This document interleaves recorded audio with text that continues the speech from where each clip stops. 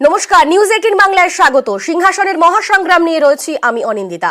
এখন সব নজর দিল্লির দিকে, কারণ রাইসিনা হিলসে সাজো সাজো রব। আজ তৃতীয়বারের জন্য রাষ্ট্রপতি ভবনে প্রধানমন্ত্রী পদের শপথ নেবেন নরেন্দ্র মোদী। সন্ধে 7:15 নাগাদ মোদীকে শপথ বাক্য পাঠ করাবেন রাষ্ট্রপতি দ্রৌপদী মুর্মু এবং শপথ নেবেন মন্ত্রিসভাও, যে কারণে ইতিমধ্যেই বহু অতিথি এসে পৌঁছে গিয়েছেন এবং অনেকেই আজকে আমন্ত্রিত রয়েছেন, বিশিষ্ট অতিথিরা আমন্ত্রিত রয়েছেন এবং তারই পাশাপাশি সেখানে নিরাপত্তা বলয় সবটাই কিন্তু তুঙ্গে রয়েছে। ঠিক কি ছবি সেখানকার, আমাদের সঙ্গে সেখান থেকেই সরাসরি রয়েছেন প্রতিনিধি মৈত্রেয়ী। মৈত্রেয়ী, জানতে চাইবো যে আজকে ঠিক কারা কারা আসবেন এবং এই মুহূর্তে কিরকম প্রস্তুতি সেখানে চলছে।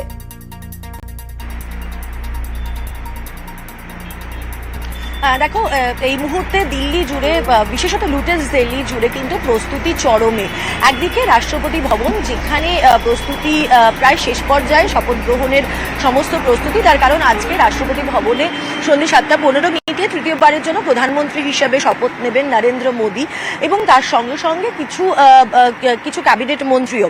এবং সেই অনুষ্ঠানে উপস্থিত থাকবেন একাধিক দেশের রাষ্ট্রপ্রধানরা, দক্ষিণ পূর্ব এশিয়ার একাধিক দেশের রাষ্ট্রপ্রধানরা। তারা এই শপথ গ্রহণ অনুষ্ঠানের জন্য আমন্ত্রিত এবং তারাও উপস্থিত থাকবেন। ইতিমধ্যে শেখ হাসিনা তিনি এসে গিয়েছেন। শ্রীলঙ্কা থেকে নেপাল, ভুটান থেকে মরিশাস, সেশেলস, মলদ্বীপ, সমস্ত দেশের প্রধানমন্ত্রীরা, তারা প্রধানমন্ত্রী সহ রাষ্ট্রপ্রধানরা আমন্ত্রিত রয়েছেন এবং তারা উপস্থিত থাকবেন। মোট 8,000 অতিথি আজকে রাষ্ট্রপতি ভবন চত্বর থেকে এই শপথ গ্রহণ অনুষ্ঠান তারা চাক্ষুষ করবেন এবং তাদের মধ্যে কিন্তু একাধিক ব্যক্তিত্ব রয়েছেন।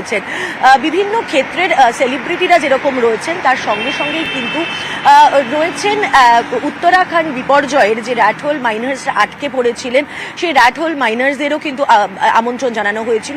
উত্তরাখণ্ডে বিপর্যয় তাদেরকে যারা উদ্ধার করেছিলেন তাদেরকেও আমন্ত্রণ জানানো হয়েছে। উপস্থিত থাকবেন সেন্ট্রাল ভিস্তা প্রকল্পের যে সমস্ত কর্মীরা নিরলস চেষ্টা করে লোকসভার দ্বিতীয় যে নতুন লোকসভা ভবন তারা তৈরি করেছেন, তারা উপস্থিত থাকবেন প্রধানমন্ত্রী হিসেবে নরেন্দ্র মোদী তৃতীয়বারের শপথ গ্রহণ অনুষ্ঠানে। ফলে এত মানুষের আগমন এবং এতজন রাষ্ট্রপ্রধান তারা উপস্থিত থাকবেন, ফলে সেই জায়গায় দাঁড়িয়ে লুটেন্স দিল্লির নিরাপত্তা কিন্তু একেবারে আঁটোসাঁটো করা হয়েছে। আজ একেবারে তোমার কাছে এই পাতেই আসবো, আজকের নিরাপত্তা ব্যবস্থা, কারণ আজকে মোদী তৃতীয়বারের জন্য শপথ নেবে এবং আজকে অনেক অতিথি সেখানে আসবেন। নিরাপত্তাটা ঠিক কিরকম রয়েছে একবার তোমার থেকে জানতে চাইবো নিরাপত্তার বিষয়ে।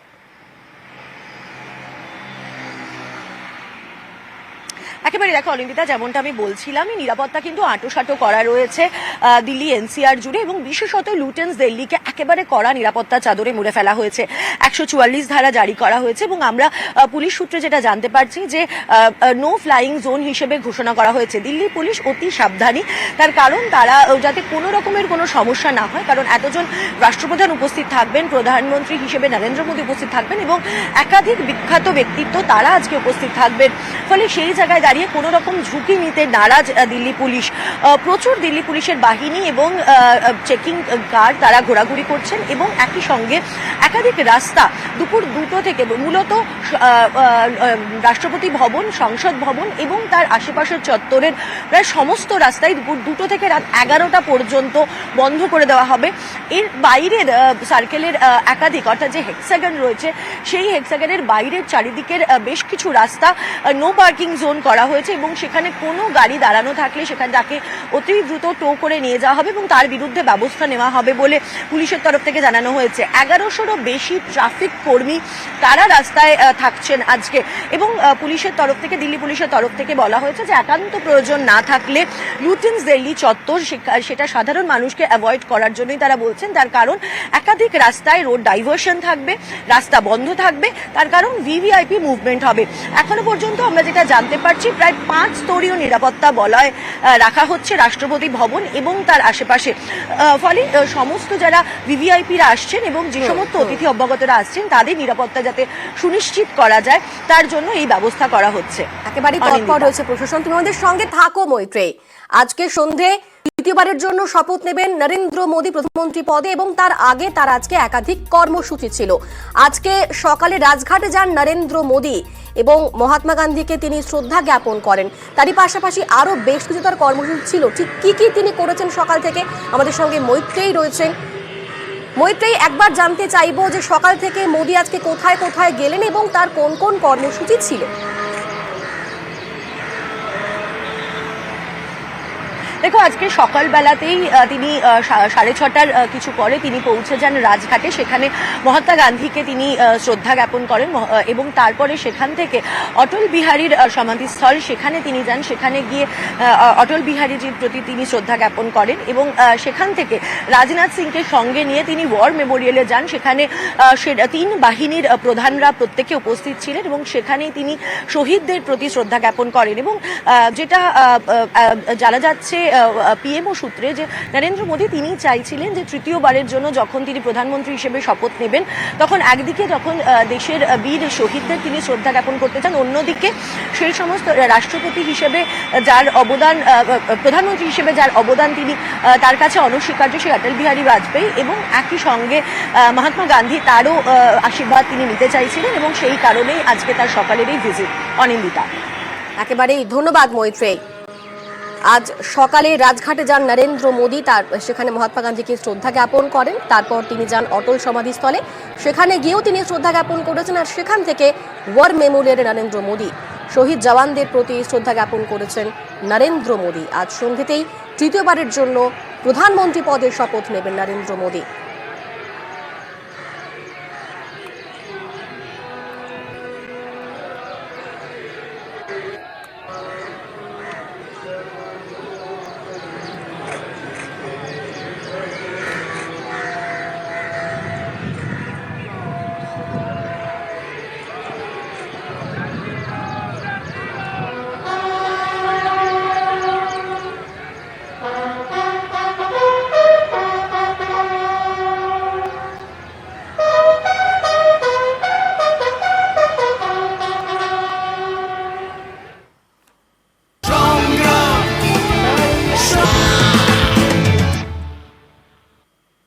এবার নজর রাখবো শিয়ালদা স্টেশনের দিকে, কারণ সেখানে আজকেও চরম দুর্ভোগে রয়েছেন যাত্রীরা।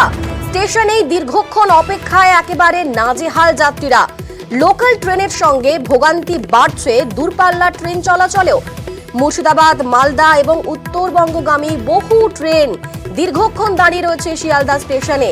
কিরকম সেখানে যাত্রী ভোগান্তি বাড়ছে, যাত্রীরা যারা এতক্ষণ ধরে অপেক্ষা করছেন তারা কি বলছেন শোনাবো একবার। ट्रेन का पता नहीं, कोई बोलता नहीं है कहाँ कब खुलेगा। कभी बोलता है 1:30 बजे, तो कभी 2 बजे, तो कभी रात में 1:30 बजे। काल से हम लोग यही मरता है। कब से वेट कर रहे हैं आप इधर? काल 4 बजे से वेट कर रहा है। আমরা এই বাচ্চা ছেলেকে নিয়ে কি করবো আমরা বলুন দেখি, অসুস্থ অনেক ব্যক্তি পড়ে আছে এখন পর্যন্ত। কোথায় ওয়েট করলেন? আমরা সেই বাইরে প্ল্যাটফর্মের রাস্তার উপরে, রোডের উপরে যে সে যাইছে তাই কুকুরের মতো ব্যবহার আমাদের। जो पैसा हम लोग का बनता है ना, रिफंड पैसा हम लोग का बैक करा दीजिए, हम लोग कैसे भी चला जाएगा, ठीक है। हमारा यही कहना है। हमारा कांचनजंगा एक्सप्रेस था, मेरा मोबाइल पे मैसेज आया रात 1 बजे कि रात 9 सुबह 9:45 में सुबह 9:45 में ट्रेन खुलेगी। फिर अभी मैसेज आ रहा है 2:10 में ट्रेन खुलेगी, उसके बाद मैसेज आएगा रात 12 बजे खुलेगा। कहाँ जाएगा हम लोग? আমাদের সঙ্গে সেখান থেকে সরাসরি রয়েছেন প্রতিনিধি অমিত। অমিত, আমরা দেখলাম যাত্রীরা কিরকম দুর্ভোগে রয়েছেন, তারা রীতিমতো ক্ষোভ উগরে দিচ্ছেন। কেউ কেউ বলছেন টাকা ফেরত দিলে আমরা নিজেরা চলে যাব। গত 2 দিন ধরেই তো এই অবস্থা চলছে। আজ সকাল, রবিবার দিনের সকাল, সেখানে কিরকম অবস্থা? লোকাল ট্রেনের সঙ্গে যেগুলো দূরপাল্লার ট্রেন সেগুলো কখন ছাড়বে, যাত্রীরা সেখানে কিরকম রয়েছেন, সব মিলিয়ে কি ছবি সেখানকার? দেখো, লোকাল ট্রেনের পাশাপাশি আমি দেখাতে বলবো ক্যামেরা পার্সন কাঞ্চনকে একবার ছবিটা। এই মুহূর্তে বাইরে যারা বসে রয়েছেন একদম শিয়ালদা স্টেশনের বাইরের অংশে, তাদের আছে সকালে কাঞ্চনজঙ্ঘা এক্সপ্রেস ধরার কথা ছিল, কারণ তারা প্রত্যেকে কেউ উত্তরবঙ্গে, কেউ মালদা যাবেন, কেউ শিলিগুড়ি যাবেন বা কেউ গুয়াহাটি যাবেন। সকালবেলা 6:50 ট্রেন ছাড়ার কথা থাকলেও সে ট্রেন ছাড়েনি এবং এখনো পর্যন্ত কখন ট্রেন ছাড়বে তারা জানা নেই, তারা অপেক্ষা করছেন। অন্যদিকে গতকাল রাত্রি 10:20 বালুরঘাট এক্সপ্রেস ছাড়ার কথা ছিল, সেই ট্রেন সময় পেছোতে এখন কিছুক্ষণ আগে অ্যানাউন্সমেন্ট হয়েছে যে আজকে বেলা 10টার সময় কিন্তু সেই ট্রেন ছাড়া হবে। স্বাভাবিকভাবেই গতকাল রাত্রি 10:20 ট্রেন যারা যাত্রী ছিলেন বালুরঘাট এক্সপ্রেসের জন্য তারা রাত্রি 9টা কেউ 8:30টায় কিন্তু চলে এসেছিলেন এই স্টেশনে এবং তারা দীর্ঘ অপেক্ষা করেছেন। এছাড়া গোরক্ষপুর এক্সপ্রেস গতকাল সন্ধ্যে 6:20 ছাড়ার কথা ছিল, সেই ট্রেনও কিন্তু ছাড়া হয়নি। আমি দেখতেই পাচ্ছি এই মুহূর্তে স্টেশনের ভেতরের চিত্রটা, যে প্রত্যেকে এখানে কিন্তু অপেক্ষা করে রয়েছেন যে তাদের ট্রেন কখন ছাড়বে। আমি একবার কথা বলে নেওয়ার চেষ্টা করব। ম্যাডাম, আপনারা কোথায় যাবেন? আমরা ত্রিপুরায় যাব, আগরতলা। কোন ট্রেনের জন্য অপেক্ষা করছেন? কাঞ্চনজঙ্ঘাতে যাব। কোন ছাড়ার কথা ছিল? কথা তো ছিল 6:55, এখন বলছে 10:30, 9:45 বলছে। এখনো তো শিওর না, কিছু বলছে না। বুঝতে পারছো, আমি কাঞ্চনকে বলবো আরো ছবি দেখানোর জন্য একদম ভেতরের অংশে যেখানেই চোখ যাচ্ছে বা যেখানে আমাদের ক্যামেরার লেন্স পৌঁছাচ্ছে অমিত, আমরা দেখছি সেখানকার ভোগান্তির ছবি। তবে ভোগান্তি কবে শেষ হবে, কি ব্যবস্থা নেওয়া হচ্ছে, আদৌ কি সে ব্যাপারে কোনো কিছু বলা হচ্ছে রেলের তরফে? দেখো, 1 থেকে 5 নম্বরের প্ল্যাটফর্ম সেটি সম্প্রসারণের কাজ চলছে এবং সেই কাজ আজকে বেলা 2টোর সময় সম্পন্ন হওয়ার কথা বা শেষ হওয়ার কথা, কিন্তু সেই কাজ এখনো পর্যন্ত চলছে। স্বাভাবিকভাবে সেই কাজ সম্পন্ন হলে কিন্তু যে পরিস্থিতি তৈরি হয়েছে সেই পরিস্থিতি স্বাভাবিক হওয়ার কথা, এমনটা কিন্তু রেলের তরফে জানানো হচ্ছে। স্বাভাবিকভাবে আমরা দেখলাম সকালে যাত্রী বিক্ষোভ, অর্থাৎ যারা দূরপাল্লার ট্রেনে যারা যাত্রী তারা কিন্তু কার্যত বিক্ষোভ দেখিয়েছেন। আমি একবার এনকোয়ারির দিকে ছবিটা দেখাতে বলবো কাঞ্চনকে, যে এনকোয়ারির সামনেও কিন্তু বিশাল লাইন কিন্তু ছিল। আমি একবার কথা বলবো।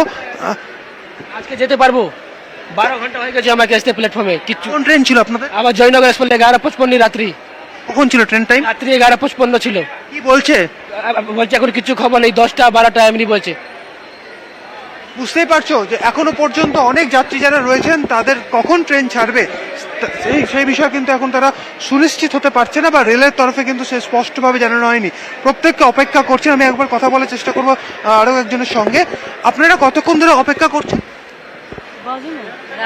कल शाम से। कौन सा ट्रेन थे आप लोगों का? स्पेशल गंगा सागर ने स्पेशल जयनगर वाला सियालदा। टाइम कितने बजे थे? टाइम तो 12 बजे था, हम लोग इधर 10 बजे आ गए थे और कल से फिर रुके हुए हैं अभी तक। छोड़ने वाले बोले? नहीं, अभी कुछ बोल ही तो नहीं रहे, वही तो अपडेट भी नहीं दे रहे, कुछ नहीं दे रहे। অর্থাৎ প্রত্যেকেই চরম সমস্যার মধ্যে রয়েছেন, কবে ট্রেন ছাড়বে তারা এখনো পর্যন্ত জানেন না। এদিকে আজকে দুপুর থেকে পরিস্থিতি স্বাভাবিক হবে এমনটাই আশ্বাস দিয়েছে রেলের তরফে, আশ্বাস দেওয়া হয়েছে। জানিয়েছেন পূর্ব রেলের সিপিআরও, তিনি বলেছেন যে আজকে দুপুর থেকে পরিস্থিতি স্বাভাবিক হবে এমনটাই আশ্বাস দেওয়া হয়েছে। কখন থেকে কালকে একেবারে পরিষেবা একদম স্বাভাবিক করে দেওয়ার সম্ভব? যে ব্লকটা নিচ্ছি দুপুর 2টো পর্যন্ত, তো দুপুর 2টোর আগে যে কোনো সময় যদি শেষও হয়ে যায় তাহলে আমরা চালিয়ে দেবো। মানে আমরা তো প্যাসেঞ্জার সার্ভিস দেওয়ার জন্যই আছি। 1 থেকে 5 নম্বর প্ল্যাটফর্মে বন্ধ রাখা হয়েছে, 6 থেকে 14 তো ওপেন আছে, 6 থেকে 14 সার্ভিস নর্মালও আছে। আর 1 থেকে 5-এ যদি মনে হচ্ছে যে আমাদের কাজ শেষ হয়ে গেল, আমরা স্টপ উইথড্র করে দেখে নেবো যে হ্যাঁ it is safe for accepting the trains, আমরা চালিয়ে দেবো। তবে টার্গেটেড টাইম আছে 2টো।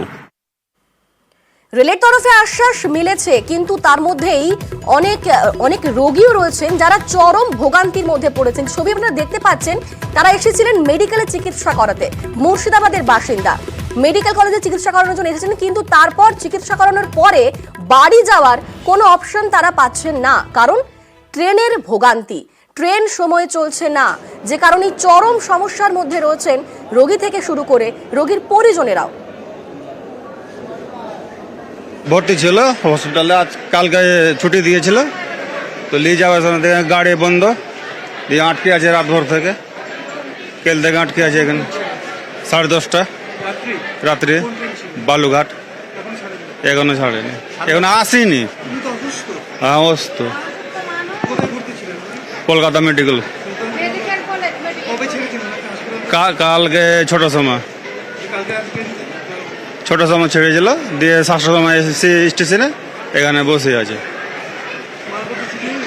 এই ব্যাগ ছিল, ব্যাগ চুরি হয়েছে।